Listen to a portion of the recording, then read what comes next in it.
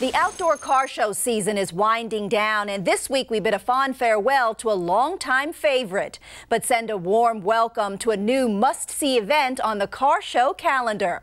Celebrating 50 years dedicated to the pursuit and enjoyment of Ferraris, our good friend Ron Spangler and his Prancing Horse Farm recently hosted a farewell bash that drew an intimate group of friends and plenty of automotive star power.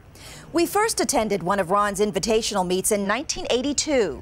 Throughout the intervening years, Prancing Horse Farm was synonymous with collecting, racing, and brokering the most desirable models from Maranello, and their car shows became an annual must-do for East Coast Ferrari lovers. It's a testament to Ron's impact on the Ferrari scene that this 35th anniversary event drew a bevy of classic Ferraris, including several one-off creations, and the holy grail for collectors, an original GTO worth upwards of $30 million.